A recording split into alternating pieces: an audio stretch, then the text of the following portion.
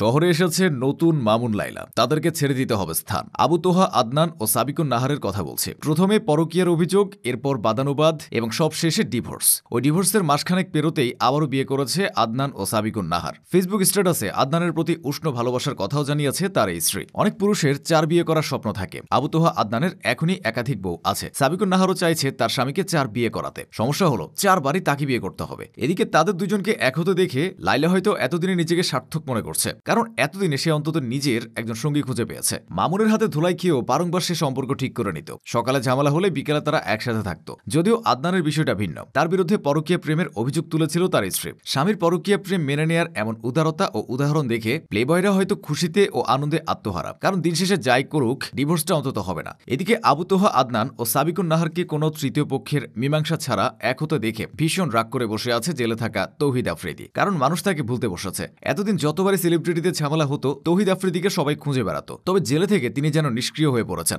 আদনান ও সাবিকুন নাহারের এই ঘটনা থেকে শিক্ষণীয় বিষয়ও কিন্তু কম না। মানুষজন যতই তাদের পার্টনারকে নিয়ে বদনাম করুক না কেন, কখনো সেই বদনামে অংশগ্রহণ করবেন না, কোনো উপদেশও দেবেন না। পরে তাদের ঠিকই মিল হবে, মাঝখানে শত্রু হবেন আপনি। যদিও সাবিকুন নাহার প্রতারিত হলে তার প্রতি অনেকে সহানুভূতিও দেখিয়েছিলেন। অবস্থা এমন হয়েছিল যেন মায়ের থেকে মাসির দরদ বেশি। এদিকে নিব্বি সমাজরা তো বেড়া মানুষের জাত খারাপ বলে বলে সোশ্যাল মিডিয়া ভাসিয়ে দিয়েছিল। এখন সাবিকুন নাহারের স্বেচ্ছে মিলিত হওয়ার ঘটনায় তারা চরম ব্যথিত ও দুঃখিত। খুশি হয়েছেন আবু তোহা আদনান নিজে। ক্রিকেটার থেকে ইসলামিক বক্তা হয়েছেন আবু তোহা আদনান নিজের খেলোয়াড়ি জীবনকে এখনো ভুলতে পারেননি। তিনি খেলে যাচ্ছেন, শুধু খেলার ধরনটা পাল্টেছে। একদিকে ঘরের 2 স্ত্রী, অন্যদিকে সুন্দরী বিমানবালা। চারিদিকের চাপে তিনি মধুর বিড়ম্বনায় পড়েছেন। আগে তিনি বলতেন ভার্সিটিগুলো এক একটা ফ্রি মিক্সিং এর কারখানা। পরে তার দ্বিতীয় স্ত্রী সাবিকুন নাহার অভিযোগ করেছিল প্রিয় উস্তাজ নিজেই এক সুন্দরী বিমানবালার সাথে ফ্রি মিক্সিং এ মজাছেন। এখন আবার আদনানকে বিয়ে করে সেই তিনি পোস্ট করেছেন শয়তানের প্ররোচনায় দূরে গিয়েছিলাম। চাঁদে গ্রহণ লাগলেও চাঁদ কলঙ্কিত হয় না। তোহাই আমার চাঁদ, দাগ থেকে যদি ভালো কিছু হয় তাহলে দাগই ভালো। আবু তোহা আদনান ও তার স্ত্রী সাবিকুন নাহার সারা হয়তো এখন এটাই ভাবছেন। অন্যান্য দেশের রাষ্ট্রপতিরা দেশ পরিচালনায় ভূমিকা রাখে,